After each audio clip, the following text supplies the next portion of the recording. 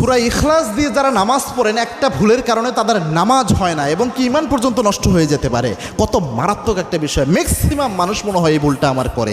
এটা একটা এত মারাত্মক অবস্থা ধারণ করেছে। সূরা ইখলাস পড়েন না এমন তো কেউ নাই, এবং সূরা ইখলাস অনেক ফজিলতপূর্ণ। কোরআনের 1/3 বলা হয় শুধুমাত্র সূরা ইখলাসকে। এবং কি একজন সাহাবী ছিলেন যিনাকে রাসূল সাল্লাল্লাহু আলাইহি ওয়াসাল্লাম ইমাম হিসেবে নিয়োগ দিয়েছিলেন।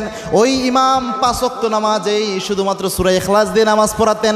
তার মুসল্লিরা একবার রাসূল সাল্লাল্লাহু আলাইহি ওয়াসাল্লামকে যে বিচার দিলেন, ইয়া রাসূলুল্লাহ, এমন একজন ইমাম আমাদেরকে দিয়েছেন, এই ইমাম সব নামাজে সূরা ইখলাস পড়ে।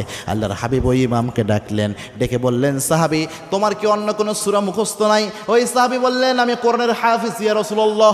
আল্লাহর হাবিব সাল্লাল্লাহু আলাইহি ওয়াসাল্লাম বললেন, তাহলে কেন প্রত্যেক ওয়াক্তে তুমি শুধুমাত্র সূরাতুল ইখলাস পড়ো? আল্লাহর হাবিবকে ওই সাহাবী বললেন, ইয়া রাসূলুল্লাহ, আমি আমার আল্লাহরে বেশি ভালোবাসি। আল্লাহর পরিচয় দেওয়ার জন্য আমি যখন নামাজে দাঁড়াই, নামাজে দাঁড়িয়ে আল্লাহর পরিচয়